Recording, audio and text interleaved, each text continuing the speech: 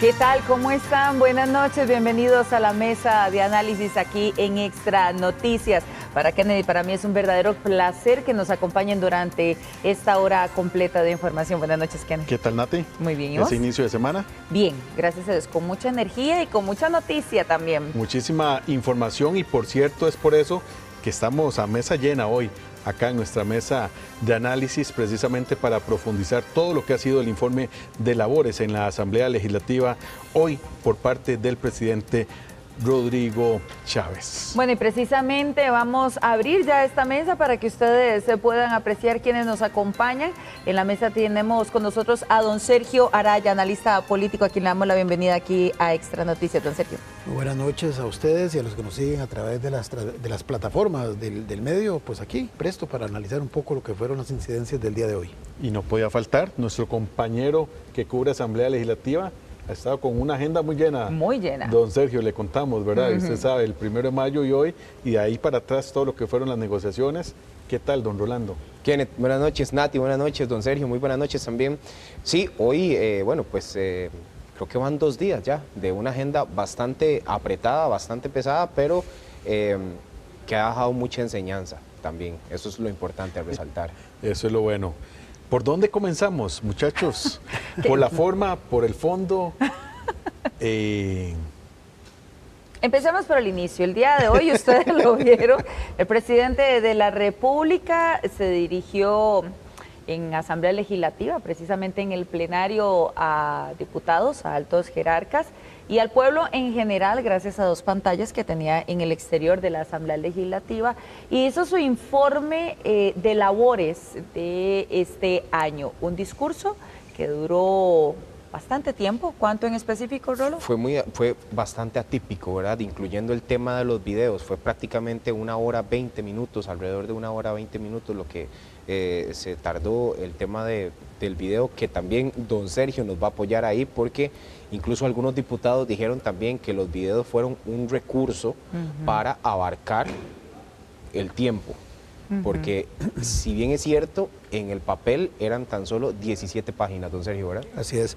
Sí, tal vez para contextualizarle a la amable teleaudiencia, lo que hace el presidente es cumplir con el mandato constitucional. El artículo 139 constitucional, en su inciso 4, señala que es deber del jefe de Estado y de Gobierno, o sea, el titular del Poder Ejecutivo, presentar un informe escrito, que lo hizo el 1 de mayo, sobre, y lo dice así, lo voy a leer textual, sobre los asuntos de la administración y el estado político de la República, en el cual deberá además proponer las medidas que juzgue de importancia para la buena marcha del gobierno y el progreso y bienestar de la nación.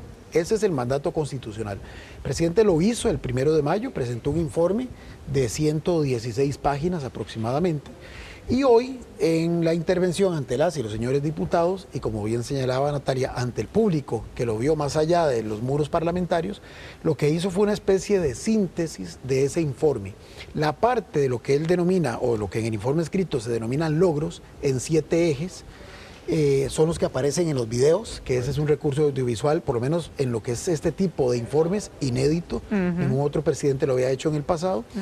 Y la parte que él, digamos, en esas 17 páginas que menciona Rolando, le transmite a la gente ya en forma discursiva, lo que hace es como una suerte de cierre, de síntesis de lo que en teoría son los desafíos, vamos a ver, que él interpreta en mandato constitucional del estado político de la República y de las medidas que él considera son necesarias para la buena marcha del país.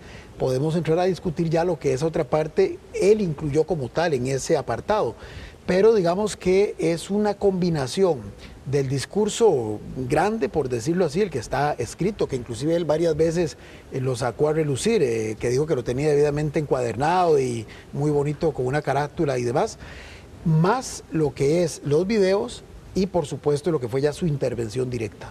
Don Sergio, ¿qué tal si le permitimos a Rolando que nos cuente entonces, Rolando, ese discurso de varios minutos del cual el pueblo costarricense fue testigo y que, como lo decía ahora don Sergio, y que creo que todos nos quedamos sorprendidos con esos videos o esa herramienta visual que aprovechó que yo tengo mi teoría de por qué lo hizo, pero ahora lo vamos a analizar. Cuéntenos cómo fue el transcurso de ese discurso hoy. Bueno, como lo decía don Sergio, Nati, abarcó los grandes temas, el tema económico, el tema de seguridad, el tema de educación, el tema de infraestructura.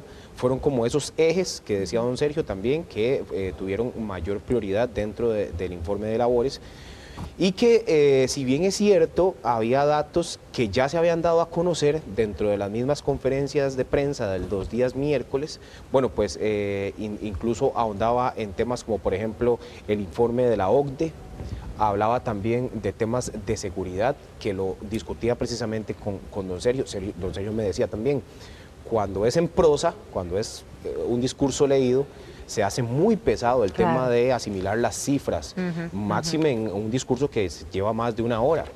Pero bueno, pues habían ciertos datos que sí lograba uno tal vez retener, como digo, ya los había utilizado tal vez en las conferencias de los miércoles, como por ejemplo al argumentar que en el tema de asaltos habían disminuido con respecto al año 2023 en un 12%, el tema de los asaltos, que los asaltos a viviendas también habían disminuido en cerca de un 21%, pero bueno, todo este tipo de, cuando se habla también de temas de infraestructura, de inversión, de temas de educación, habían casos muy específicos, como por ejemplo la inauguración de centros educativos, tanto en la provincia de Cartago, también en la zona norte, pero bueno, pues si bien es cierto el discurso se apoyaba con este recurso de los videos, a mi parecer sí eran un poco largos, eran pesados también, eran videos de 6 minutos aproximadamente, que con tanta cifra fue complicado tal vez captar todo el mensaje. Perfecto. Rolando, ¿qué tal si para enriquecer vamos a pasar a ver la siguiente nota donde usted precisamente hace un resumen de lo que fue la presentación del informe de labores del presidente Chávez? Sin pelos en la lengua, sin palmaditas en la espalda y con los datos en la mano. El presidente Chávez inició su discurso a las 3:19 de la tarde. Empezó destacando que según él ya no hay zonas del país abandonadas y enfatizó en el desarrollo de las costas. La verdad no peca, pero incomoda. Y a muchos les incomoda muchísimo. Robles considera que los tiempos cambiaron de manera drástica y señaló que se necesitan leyes más duras y justas. Dedicó unos minutos a la crítica. Las instituciones peor valoradas por el soberano son precisamente esta Asamblea Legislativa, los partidos políticos aquí representados y el Poder Judicial. Posteriormente comunicó que su discurso no se basaría en un listado de enormes logros. Para quien quiera analizar el detalle completo, aquí les dejo bien encuadernado, extenso, con las cifras y las citas de las fuentes, un informe oficial que pueden consultar cuando gusten. Un primer video sentenció que la economía tica es ejemplo para otros países gracias a un jaguar que le ganó a la crisis. Somos los campeones mundiales de la OCDE en crecimiento del Producto Interno Bruto, con un 4,3%. Campeones con la inflación más baja del mundo. Campeones con la menor inflación en los alimentos. El eje social fue protagonista del segundo video, donde se destacó la reducción de la pobreza a un 18%, mientras que también se señaló la disminución del desempleo. Se mencionó además que el salario mínimo real aumentó al 11%. No más abrazos a quienes dan balazos. Con esas palabras se introdujo el tercer video, el de seguridad. Se habló de la operación Tolerancia Cero, de un país más seguro, de más policías, detenciones, decomisos e incautaciones. Hubo referencia a la reducción de robos, restricciones en centros penales y el proyecto de una nueva cárcel. Criando a los jaguares del futuro se tituló el video 4, el de educación. Se destacó una fuerte inversión en infraestructura, además de nuevas plazas, becas Avancemos y presupuesto para formación técnica y bilingüe. Las obras tuvieron espacio en el quinto video. Se destacó Circunvalación Norte, el Puente de la Amistad y pasos a desnivel, entre otros. Insisten en la aprobación de una marina en Limón. El sexto video fue dedicado al sector salud. Sobresalió el nuevo Hospital Monseñor Sanabria en Punta Arenas y la Torre de la Esperanza.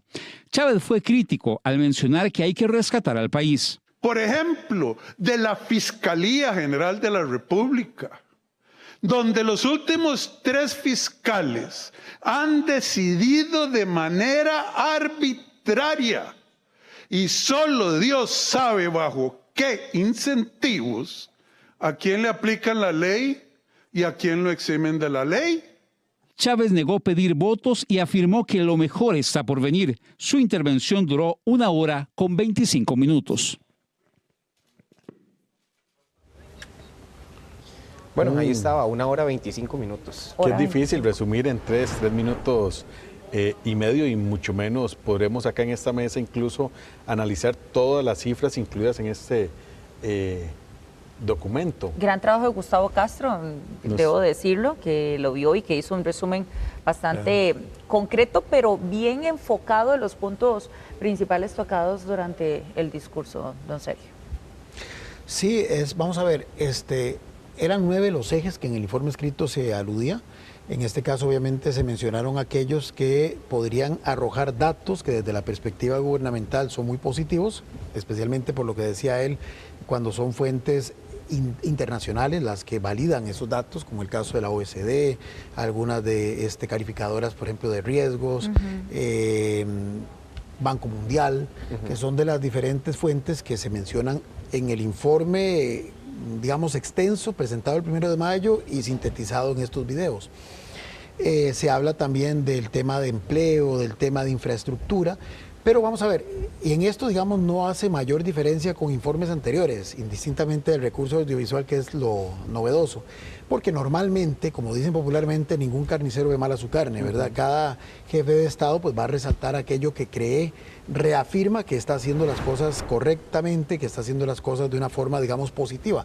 En este caso, lo negativo se lo dejan a la oposición, que es el que comienza a escudriñar, comienza a contrastar, comienza a determinar si algunas cifras son descontextualizadas o no, pero ya eso será inclusive el resorte de la Asamblea Legislativa en el análisis que hagan de este informe durante las siguientes 2 sesiones, mañana y el día miércoles.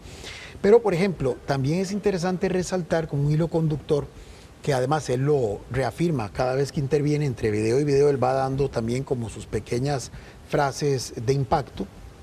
Él habla en síntesis como un gran hilo conductor de este discurso y de ese informe escrito y de esos videos, que lo mucho, poco que se haya hecho favorable es casi que exclusiva competencia del Ejecutivo, y que esto lo ha hecho, y aquí es donde viene tal vez el elemento diferenciador con respecto a otras administraciones, porque va muy en la línea de su narrativa desarrollada a lo largo de todo este periodo constitucional, que lo ha hecho a pesar de no contar con la articulación, con el apoyo de los otros poderes.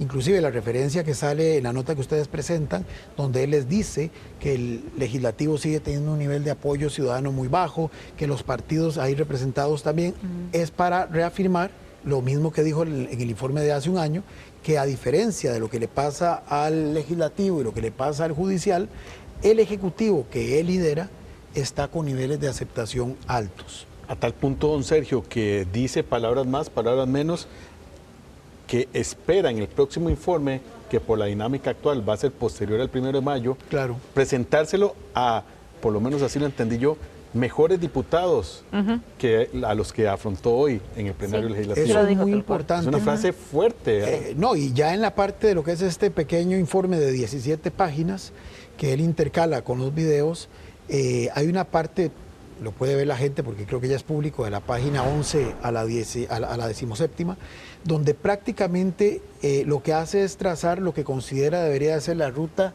pero no del gobierno, no del ejercicio del gobierno en lo que resta de su periodo constitucional, sino casi que la ruta de la ciudadanía, que de alguna forma se vea reflejada ¿dónde? En las urnas el 1 de febrero del 2026. De hecho, hay un extracto en el que el presidente señala que por aquellos de que lo quieran acusar de beligerancia política, él no está apoyando pidiendo votos ni respaldando a un partido en particular. Sin embargo, hace referencia, primero cuestiona a las y a los diputados que están ahí en el informe de hoy escuchándole, diciéndoles inclusive que cuando quiten la plaquita de sus nombres, él no cree que puedan tener la cara, y eso está en el texto, lo pueden ver, la cara para ver de frente a la ciudadanía y sentir que les han cumplido. Y por otro lado señala eso. Es más, dice un elemento que para mí es claro en esta línea, en esta idea fuerza, y es que él mismo plantea que el éxito de su gestión no va a ser por los logros materiales, no va a ser por si el país está en una situación mejor cuando termine en seguridad, en educación, en economía, no. Él lo que dice es que el índice para medirse a sí mismo como si fue exitoso o no fue exitoso a lo largo de sus 4 años, es que justamente la próxima Asamblea Legislativa a la cual le vaya a rendir el último informe esté integrada, inclusive de un número, por 38 al menos diputados patriotas. Y bueno, ya ahí él define qué es lo que entiende por patriotas, pero el tema es que es evidente que prácticamente conecta una buena parte de su intervención con la dinámica electoral que está por iniciarse formalmente en octubre, pero que de hecho ya estamos en un año electoral. Ahora, ¿qué pasará si cuando llegue el momento no logra esos 38? Está diciendo que no logró en todo su tiempo como mandatario llegarle a la cabeza o al corazón de los costarricenses. Es decir, hay un problema en ese discurso que ha traído durante esos 4 años.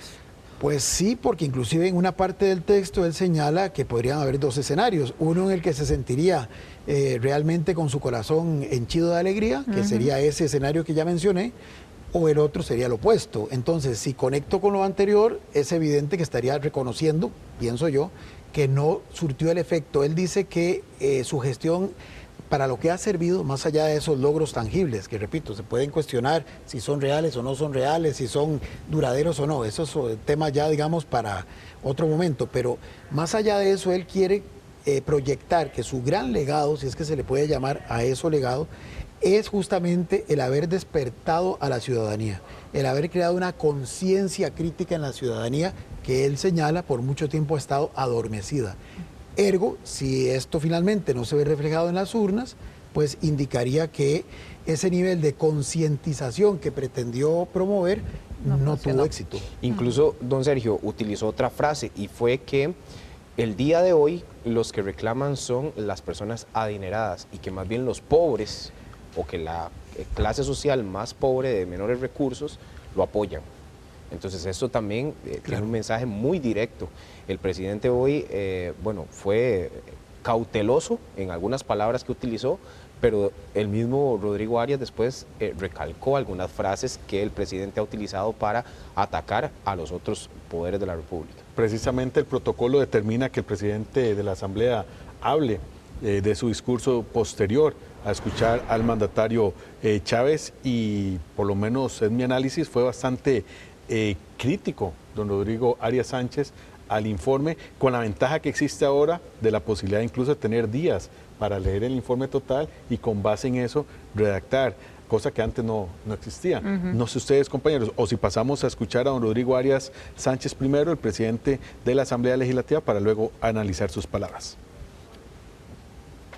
Hemos escuchado sus palabras, señor presidente, sobre su tercer año de gestión y también sobre sus preocupaciones y ambiciones políticas. También hemos escuchado a diario las voces de un pueblo angustiado. No parecieran ambos mensajes hermanados en la misma realidad. Parecieran más bien surgir de mundos ajenos, donde la ambición contrasta con el descontento. Hay disonancia entre las voces satisfechas de Monterán y el murmullo de desconcierto de Purral. Las finanzas sanas son medio, no un fin en sí mismas. Mientras los recortes a programas sociales le han generado ahorros para tener resultados contables positivos, atrás quedan olvidados y desatendidos los índices relacionados con las carencias de la población. Por eso, señor presidente, sus olvidos destilan la indiferencia de un mandatario que prefirió ser mejor contador que gobernante.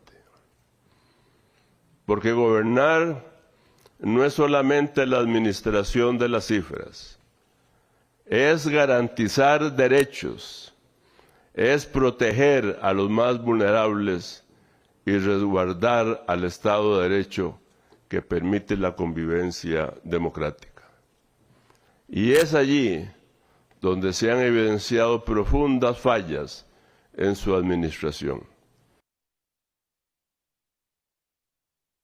Natalia decía cuáles gestos hacía el presidente al escuchar también todas estas reacciones de parte del presidente de la Asamblea Legislativa. Es que la réplica es fuerte, la réplica es muy puntual, las frases que usa don Rodrigo para referirse al señor presidente y lo que dijo en el discurso son muy fuertes. Entonces, obviamente lo que muchos costarricenses vieron era el rostro de don Rodrigo Arias dando el discurso y entra la duda ya como periodista, ¿verdad?, de ver qué es lo que estaba pasando en el alrededor. Rolo, usted que estuvo ahí, nos puede confirmar qué tipo de caras hacía el señor presidente Rodrigo Chávez, qué caras hacían los diputados del oficialismo. Creo que más allá de gestos, que es comunicación no verbal, ¿verdad?, en forma de síntesis, en muchas oportunidades lo que hacía era simplemente darle la razón a lo que decía Rodrigo Arias, pero me parece que de una forma irónica también, ¿verdad? En oportunidades se reía de lo que decía. En un momento, don Rodrigo comenzó a utilizar todos los, y prácticamente la manera en cómo ha llamado a los propios diputados, de que los ha tratado de ladrones, de corruptos, de incluso ratas, lo dijo así también. Y don Rodrigo, que estaba atrás, don Rodrigo Chávez, que estaba atrás escuchando el discurso, él mismo decía que sí es cierto, que sí ha utilizado ese tipo de calificativos para referirse a algunas figuras políticas del país. Entonces, son cosas que sí, efectivamente, cuesta ponerlas en perspectiva para todas las personas que tenemos como audiencia, pero que se dan dentro del plenario. Le hizo reclamo, bueno, entre muchos, por ejemplo, el tema del sector salud, de las personas que han muerto en la lista de espera que prometió el señor presidente resolver y que a este momento sigue siendo todo un problema de salud pública en nuestro país, y el tema de inseguridad, marcado principalmente en el rubro de homicidios. Correcto. Son dos de los principales reclamos. Sí, porque, perdón, Sergio, nada más, y le doy pie a esto, reconoció Rodrigo Arias al inicio, que se hacía un muy buen trabajo en un tema de hacienda y de recaudación y de proteger los recursos y la deuda pública, pero que descuidaba el tema social. No, correcto. De hecho, en algunos de los aspectos, inclusive que los videos, bueno, que aquí obviamente por extensión no se transmiten todos, se dan ciertas referencias que el señor Arias Sánchez en su discurso de alguna forma cuestiona, ¿verdad? Desacredita, por decirlo así, porque en el tema de seguridad, el video y el informe escrito más extenso presentado el 1 de mayo pintan como que ya el tema de seguridad va por muy buen camino. En ese informe, por ejemplo, no se hace referencia a las tasas de homicidio, que el señor Arias Sánchez resalta como un indicador para, de alguna forma, criticar la veracidad plena del texto gubernamental. Y en el caso de salud, Kenneth, como usted bien plantea, se habla de que ya se está resolviendo toda esta problemática de las listas de espera por una serie de trámites que se han ido creando, especialmente a nivel digital, pero el presidente de la Asamblea, con ejemplos concretos de, lamentablemente, fallecimientos de personas esperando citas de intervenciones quirúrgicas y cosas muy sensibles, refuta ese argumento. Pero además el señor Arias hace otro cuestionamiento, además de inclusive decir que el presidente ha dejado de cumplir ciertos mandatos, le hace un reclamo directo cuando le dice que se ha salido, digamos, de las mesas de negociación. No cuenten conmigo. Supo utilizar mucho esa frase. Correcto, utilizó la misma expresión del presidente, la repitió 3 veces, donde dijo este tema cuando fue invitado a la última mesa que había sido convocada por el presidente Arias para ver el tema de seguridad. le planteó que, a diferencia de lo que el señor presidente decía en su informe, hay muchas iniciativas de ley que se han aprobado fruto de ese esfuerzo articulado. Correcto. Que hoy, digamos, ya permiten de alguna forma combatir problemas relacionados con inseguridad. Pero al cierre de esa reacción, el presidente Arias Sánchez lo que dice, lo que le da, digamos, como la etiqueta a lo que fue ese hilo conductor de todo el discurso del señor presidente Chávez Robles, porque lo que señala es que percibe que estamos, digamos, con una especie de planteamiento populista autoritario. O sea, de alguna forma le dice al presidente Chávez, este discurso que usted está planteando, que tampoco es novedoso, porque es la receta típica del populismo en América Latina y en otras latitudes, es lo que de alguna forma usted vino a plantear acá, no lo dice así explícitamente, pero lo da a entender, más lo que ha venido señalando a lo largo de estos años, donde además con ese tipo de discurso, ahí donde hace, por ejemplo, la referencia a los distintos calificativos que él pone, digamos, en palabras en boca del presidente hacia los diputados, no solamente dinamita puentes, sino que además es reflejo de esto que es bastante peligroso, decía el señor Arias Sánchez, para la estabilidad y la perdurabilidad del mismo sistema democrático. Qué interesante. A mí me llamó mucho la atención, de hecho lo tenía aquí anotado para que no se me fuese, la frase "no cuenten conmigo", cómo la supo aprovechar dentro de su línea discursiva de muy buena manera el presidente de la Asamblea Legislativa. Hubo, por supuesto, reacciones de todas las fracciones, Nati, Rolando, don Sergio, y de todo tipo, ¿verdad? Usted pudo conversar con muchos de los legisladores. Rolando. Sí, Kenneth, desde que fue una plaza pública más, hasta el tema de que vendió una Costa Rica que no existe.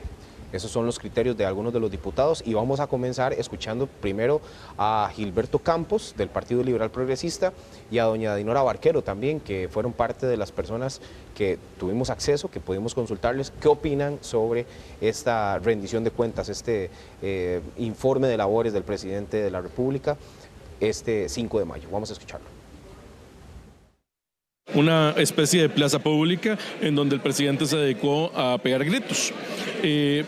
Creo que le molestó mucho la reacción de muchos diputados en el plenario tratando de elevar el tono.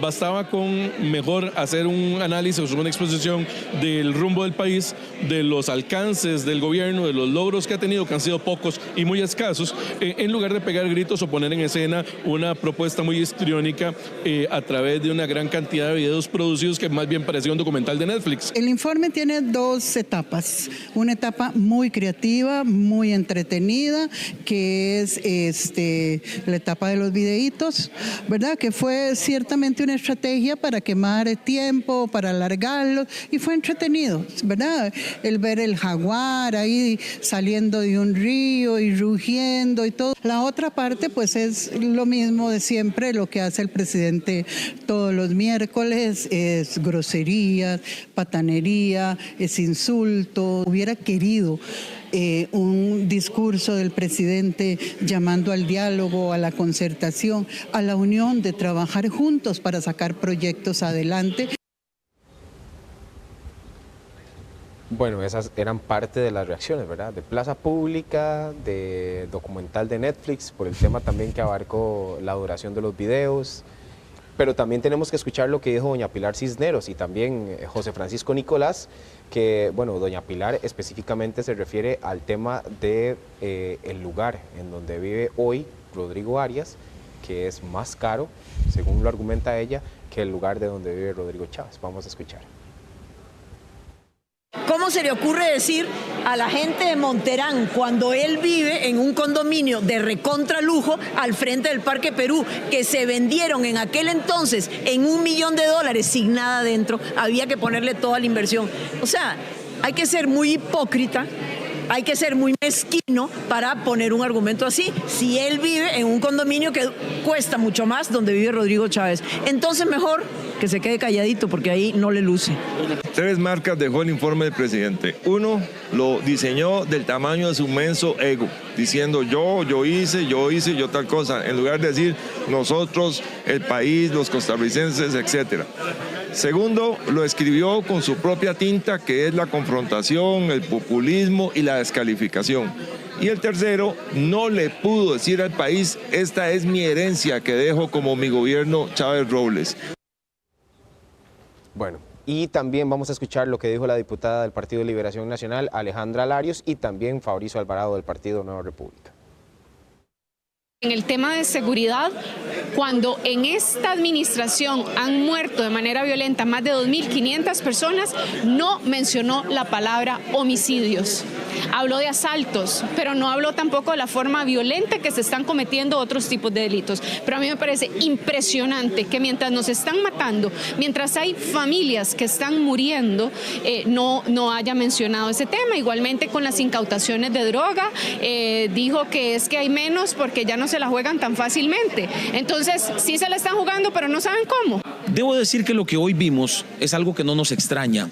Creo que todos esperábamos un discurso de ese tipo, un discurso donde si usted hace el análisis del lenguaje no verbal del presidente de la República, se da cuenta que incluso en algunos momentos parecía desencajado de lo enojado, de la imagen que quiere reflejarle al pueblo de Costa Rica, de que es un presidente que está enojado con la corrupción. Y no, él no está enojado con la corrupción, él está enojado con cualquiera que no esté de acuerdo con él.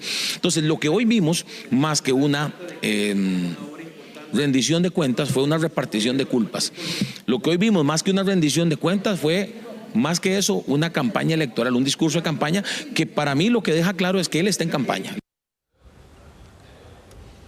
Ya eso será a otras personas que les toque determinar si está en campaña o no, un tema de beligerancia, ¿verdad? Pero bueno, criterios hay bastante variados. Otra particularidad de este informe de labores, de esta presentación del informe de labores presidencial, fue el uso de, algunos le dicen carteles, otros le llaman pancartas, de parte no de uno, de dos, de muchísimos legisladores, incluso al momento de que el mandatario Chávez daba su mensaje. Eso también fue algo que quebró la línea de lo que estamos acostumbrados. Ciertamente, vamos a ver, en otras oportunidades, pero no en este tipo de sesión que son tan solemnes, se estila, digamos, que algunos diputados pueden llevar cosas alusivas a algún tema que está en discusión, o inclusive cuando hay alguna efeméride llevan, digamos, la bandera de su provincia o inclusive de su partido y la colocan ahí en su curul. Eso no es, digamos, tan extraordinario en la realidad del Parlamento costarricense.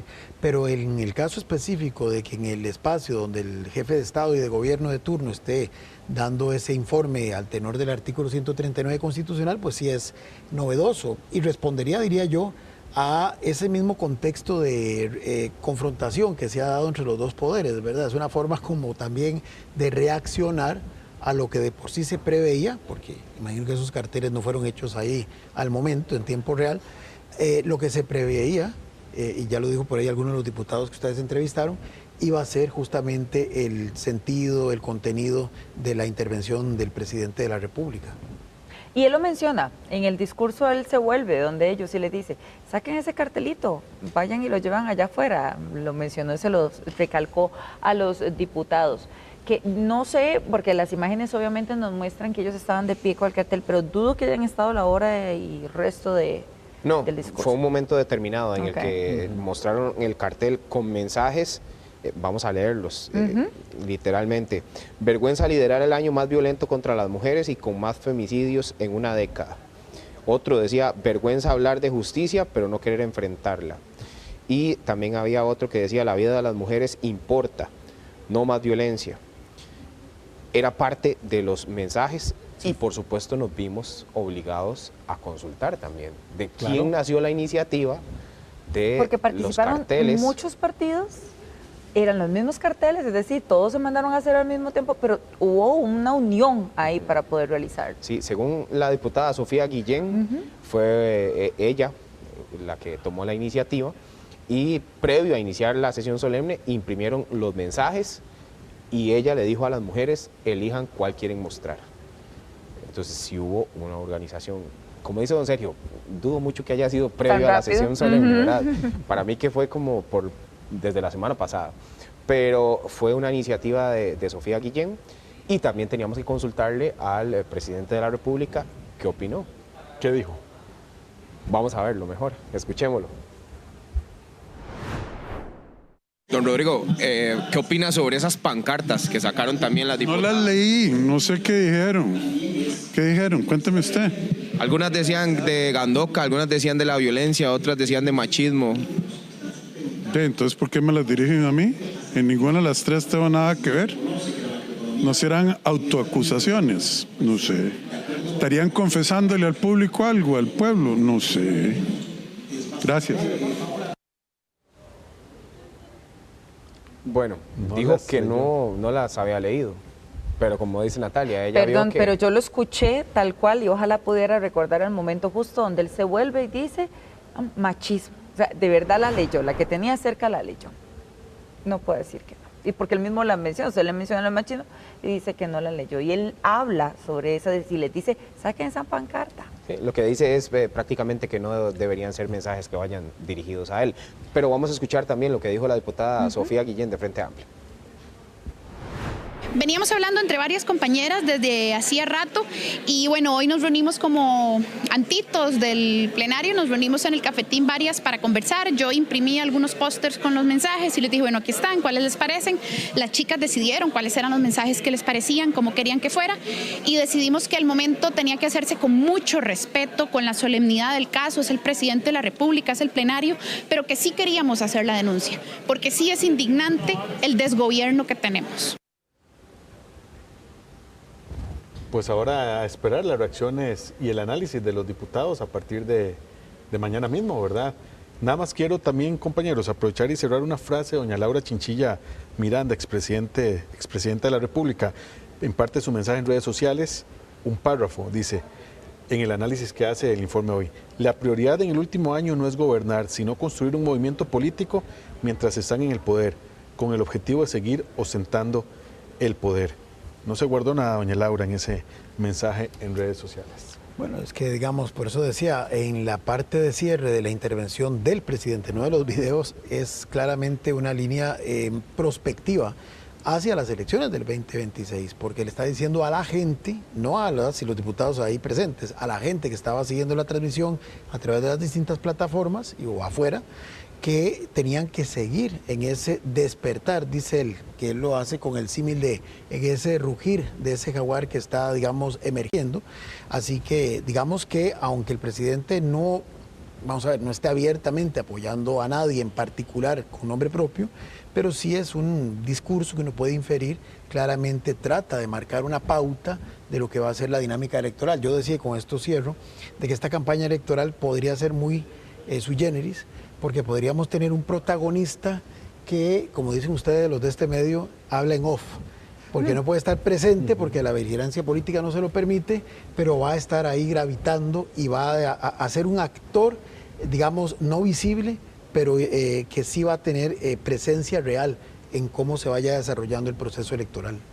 Don Sergio, nada más, porque sé que también nos interesa. Sí es importante resaltar que ocurrió lo que tenía que ocurrir. Mencionó el tema de la extradición para hacer la modificación del tema constitucional. De hecho, fue la única referencia, bueno, porque por mandato, como bien lo señala Rolando, para que esta reforma pueda realmente aprobarse en la segunda legislatura, que en este caso sería la que arrancó el 1 de mayo, tiene que ser, y él lo dijo, estoy haciéndolo en cumplimiento de ese mandato constitucional, tiene que ser incorporado en el informe y en el discurso que el presidente le da a los diputados. Entonces ya a partir de este momento puede la Asamblea Legislativa comenzar el trámite de segunda legislatura para que ya esa reforma constitucional se convierta en, digamos, una norma parte de la Constitución y a partir de ese momento, que no es nada, digamos, de menor cuantía, costarricenses puedan ser extraditados si se les considera, digamos, culpables de delitos relacionados con crimen organizado y con terrorismo. Correcto. Muy bien, don Sergio. Le agradecemos muchísimo su presencia con todo gusto. Y este amplio análisis, de verdad. Ahí lo vamos a seguir molestando, don Sergio, porque hay mucho camino todavía por recorrer. Y por supuesto, usted también. Gracias, Rolando. Con mucho gusto. Excelente trabajo. Sacó la nota tarea. 10, nota 10. Nota 10. Muchas gracias. Muchas gracias a ambos. Gracias. Vamos a un corte comercial y volvemos con el detalle de lo que se podría considerar el más grande cargamento de drogas sintéticas en nuestro país. Todo el detalle al volver de la pausa.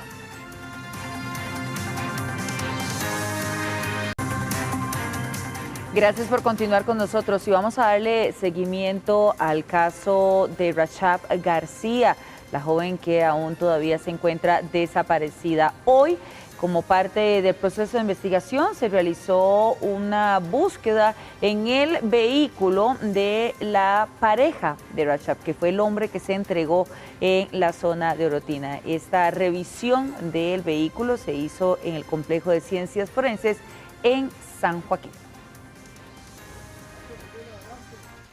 El vehículo de interés para la Fiscalía de Atenas es un todoterreno decomisado en la vivienda del detenido de apellidos Bustos, esto en el sector de Marichal, en Hacienda Vieja de Orotina. La revisión profunda se agendó para este lunes en el Complejo de Ciencias Forenses en San Joaquín de Flores. Tanto ese automotor como el de Rachab García, recuperado por la Fuerza Pública en la Ruta 32, son parte de las pruebas de este expediente y del interés para el ente acusador y el OIJ. Son 3 personas las de interés que tenemos nosotros incluso imputadas dentro de esta causa. Una de ellas de apellido Bustos Matas, otra de apellido Brenes Castillo y otro sujeto de apellido Montenegro Vallejos, que los consideramos de momento y con un alto grado de probabilidad responsables de la desaparición de las 2 personas ofendidas en este caso. Luego de analizar el vehículo de quien era la pareja de la joven, se revisará el de la víctima, que era conducido por un sujeto de apellido Brenes y quien, de acuerdo a las autoridades judiciales, portaba en uno de sus zapatos una pulsera que le pertenecía a Rachab. Ya la Policía Judicial recolectó indicios importantes en San Mateo de Alajuela y en Orotina para aclarar lo sucedido a Rachab y a su amigo de nacionalidad colombiana, Nelson Pavón Larga Espada. Con las desapariciones forzosas, sí hay que tener cuidado y en este caso la Policía Judicial tiene sus protocolos para reaccionar, pero se depende mucho de informaciones y el problema de las informaciones, que son todos los datos que llegan a conocimiento de la policía sin procesar, sin verificar y sin ordenar, tienen que ser precisamente verificados, ordenados y procesados, y esto conlleva mucho tiempo. Este martes se programó la audiencia de medidas cautelares contra los por ahora 3 detenidos a partir de las 8 de la mañana en la sede judicial en Atenas.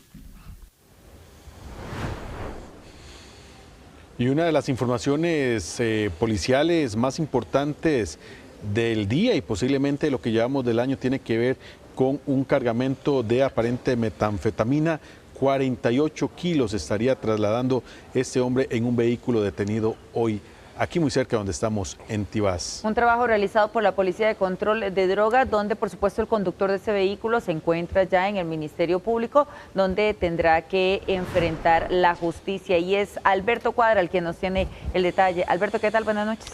¿Qué tal, compañeros? Muy buenas noches. Bueno, hay drogas que en estos momentos se están volviendo la moda y esta es la metanfetamina, una droga que tuvo un pico importante en el consumo hace unos 15 años en Estados Unidos, donde muchos de los cárteles de la droga de México exportaban hacia ese país. En estos momentos estamos teniendo pues un cambio en la política de Estados Unidos con respecto a lo que es catalogar a los cárteles de la droga mexicano como grupos terroristas.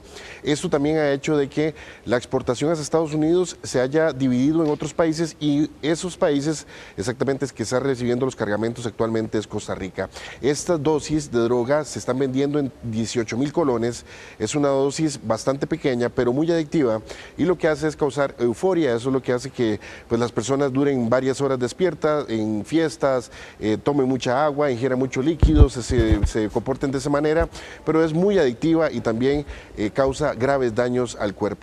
Bueno, el día de hoy se detuvieron no solamente a la persona que iba conduciendo, sino también a otras 2 personas más que iban junto con este conductor por ese cargamento de 48 kilos de metanfetamina.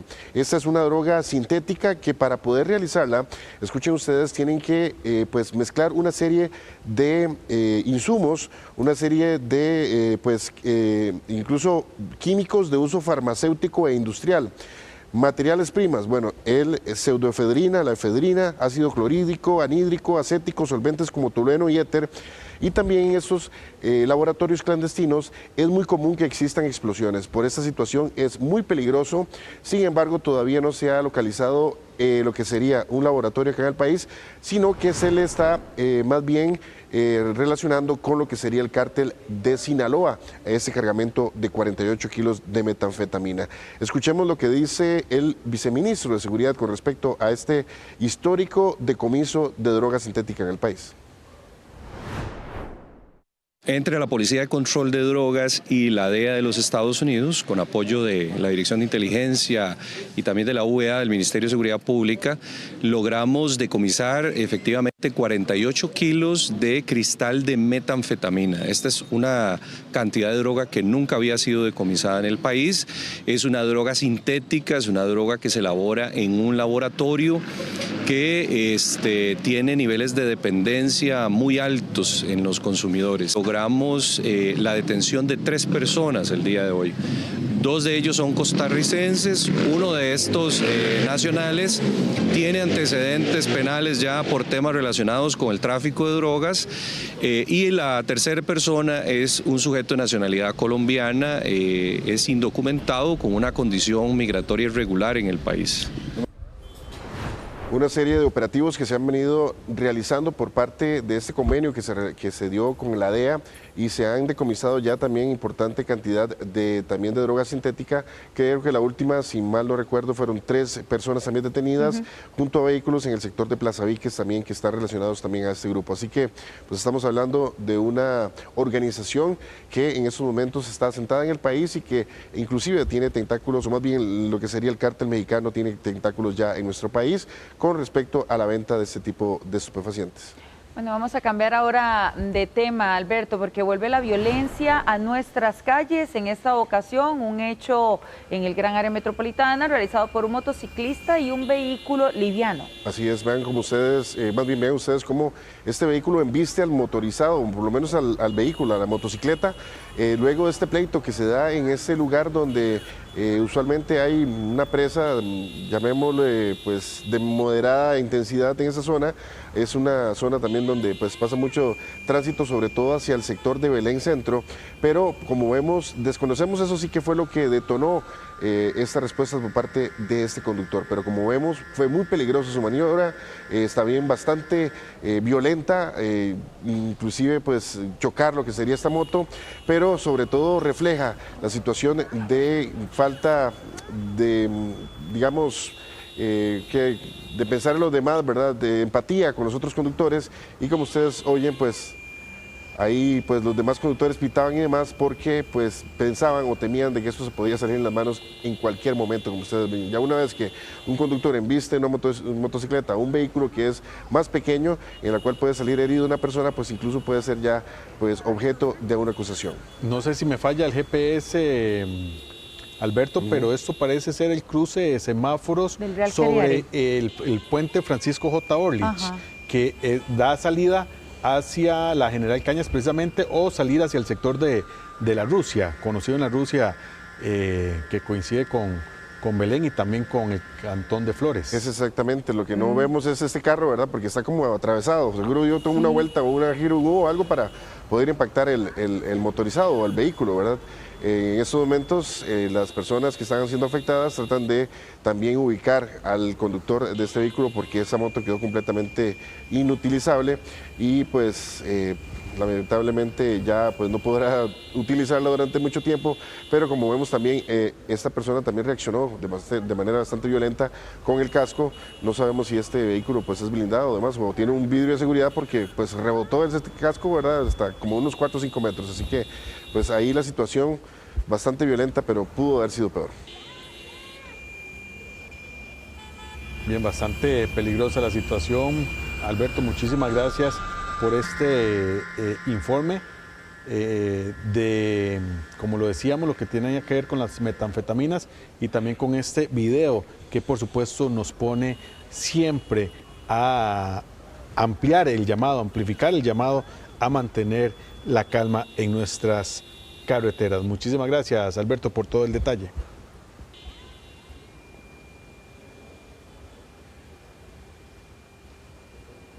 Así es, bueno, como vimos un video y también la información de las metanfetaminas, que es muy importante, sobre todo con este decomiso, que es histórico y que también refleja lo que sería la llegada de este tipo de cárteles mexicanos ya en nuestro país, con algunas drogas que no son las tradicionales, sino que más bien muy caras, que son poco accesibles, pero que pues se gana mucho dinero con este tipo de trasiego. Gracias, Alberto. Buenas noches. Buenas noches. Hora de irnos, Nati. Llegó el final ya, esperamos que hayan disfrutado de esta mesa de análisis. Por supuesto, mañana estaremos igual aquí a las 9 de la noche, Kennedy y yo, llevándoles todos los detalles de lo que ha ocurrido en nuestro país y fuera de nuestras fronteras. Muy buenas noches a todos, feliz descanso.